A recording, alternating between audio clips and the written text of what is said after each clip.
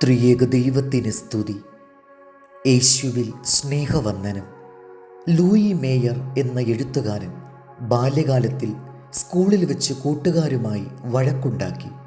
വഴക്കിൽ തോൽക്കുന്നവർ പകയും വെറുപ്പും ഉള്ളിൽ വെക്കുന്നത് സാധാരണമാണല്ലോ. ലൂയി അന്ന് വീട്ടിൽ വന്നത് ശരീരത്തിനും മനസ്സിനും പറ്റിയ മുറിവുകളോടെയായിരുന്നു. നിന്നെ ഞാൻ കണ്ടോളാം, നീ ഗുണം പിടിക്കാതെ പോകട്ടെ തുടങ്ങിയ ഭീഷണിയും ശാപവർഷവും ആരോടെന്നില്ലാതെ പറഞ്ഞുകൊണ്ടാണ് അവൻ വീട്ടിലെത്തിയത്. അവൻ്റെ അമ്മ അത് കേട്ടതായി ഭാവിച്ചില്ല. അടുത്ത ദിവസം കുടുംബാംഗങ്ങൾ ഒന്നിച്ച് ലൂയി വിനോദയാത്രയ്ക്ക് പോയി. ചുറ്റും മലനിരകൾ ഉയർന്നു നിൽക്കുന്ന ഒരു താഴ്വരയിൽ അവർ എത്തി. ലൂയിയുടെ അമ്മ അവനെ ഒഴിഞ്ഞ സ്ഥലത്തേക്ക് കൂട്ടിക്കൊണ്ടുപോയി ഇങ്ങനെ പറഞ്ഞു: ഇന്നലെ നീ പറഞ്ഞ കാര്യം ഒന്നും കൂടെ പറയൂ. താൻ എന്താണ് ഇന്നലെ പറഞ്ഞതെന്ന് അവൻ ഓർത്തെടുത്തു.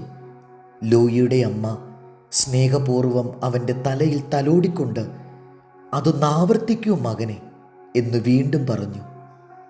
അവൻ ആ വാക്കുകൾ ആവർത്തിച്ചു. നിനക്ക് ഗുണം പിടിക്കാതെ പോകട്ടെ. കുറെ കൂടി ഉച്ചത്തിൽ പറയാൻ അമ്മ ആവശ്യപ്പെട്ടു. അവൻ ഉച്ചത്തിൽ ആ വാക്കുകൾ ആവർത്തിച്ചു.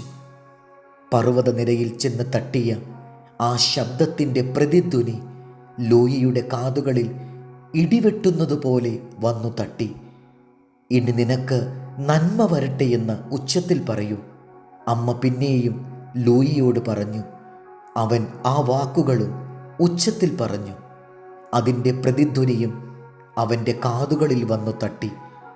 അത് സ്വർഗത്തിൽ നിന്നുള്ള ശബ്ദം പോലെ അവന് തോന്നി. നീ കേട്ട വാക്കുകളിൽ ഏതാണ് നീ ഇഷ്ടപ്പെടുന്നത്? ഏതു വേണമെങ്കിലും നിനക്ക് തിരഞ്ഞെടുക്കാം.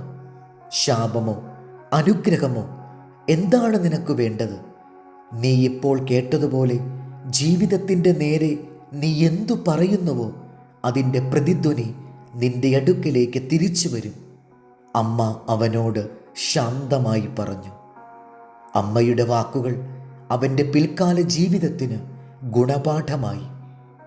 നമ്മിൽ നിന്ന് പുറപ്പെടുന്നത് വിദ്വേഷവും പ്രതികാരമോഹവുമാണെങ്കിൽ അവയുടെ പ്രതിധ്വനിയെ നമ്മിലേക്ക് തിരിച്ചു വരൂ എന്നുള്ളത് മറക്കരുത്.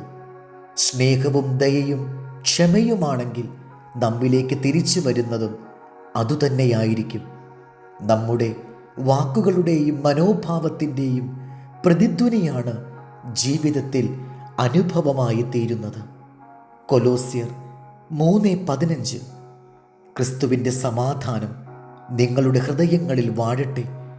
അതിനല്ലോ നിങ്ങൾ ഏക ശരീരമായി വിളിക്കപ്പെട്ടിരിക്കുന്നത്. ദൈവം നമ്മെ അനുഗ്രഹിക്കട്ടെ. കർത്താവിൽ എളിയ ശുശ്രൂഷകൻ, ഈരാളിലച്ചൻ.